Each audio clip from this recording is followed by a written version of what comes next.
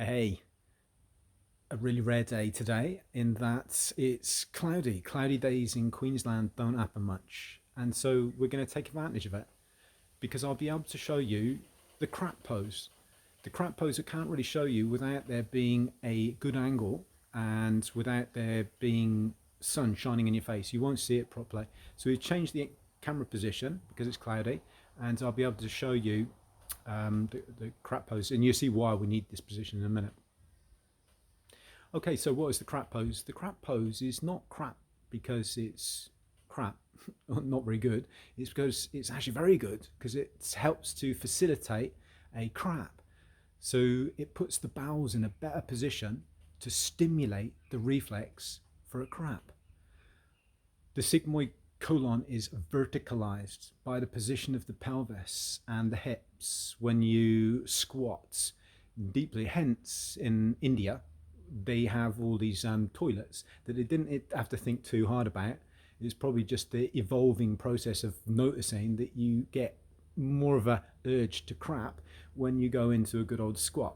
So they don't get into the throne sort of position that many people in the West get into. They go into a deep squat and crap. I do the same thing for my sort of ablution area. So I put a couple of concrete blocks like this level to the toilet, and yeah, it just helps to get that whole intestinal sort of massage when you go into a squat.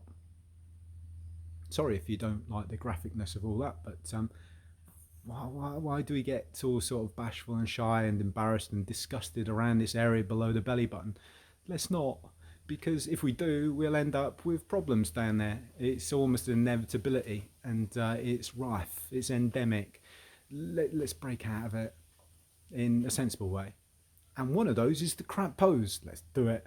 So you've one needs to have either those concrete blocks that I was talking about, so you can actually squat down a little bit further than usual, or what's very useful is to tie up a great big long rope.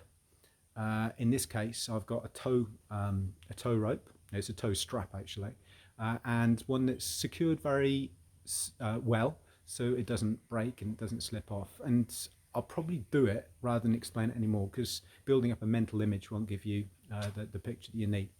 Here we go. One tow rope for the use of. We're going to start going over, it's like an abseiling position to begin with, over the side of a deck or over the side of a cliff or whatever. You just hold to it as if you're going for a water ski. Hold on to the two straps as if you're riding a sleigh, or you're on a horse. And put your feet into a good position, around about just over hip width apart. Lean down into a really super squat. Now the squat here is helping to facilitate obviously flexion, and also lateral rotation and abduction of the hips. Now it's also helping to tilt my pelvis posteriorly. It's a posterior pelvic tilt, so anatomically it goes into a tilting to the posterior, so the top part goes posterior. If you want to make it a little bit easier on your feet, put the yoga mat over the surface that you have chosen, and you'll be able to do it for longer. The crap pose, ready to facilitate that reflex for having a crap. Breathing, obviously, in a way that is relaxatory for your body, helps relax the bowels.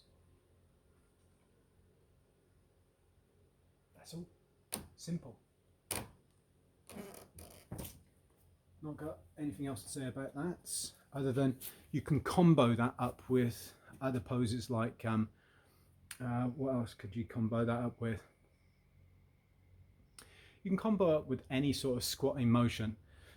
Things like the pigeon pose can be quite useful for it, to combo up. Anything else? Those two. generally I would say it'd be very, very facilitatory opening for the lower bowel. That's it. So cool, it's a cloudy day, eh?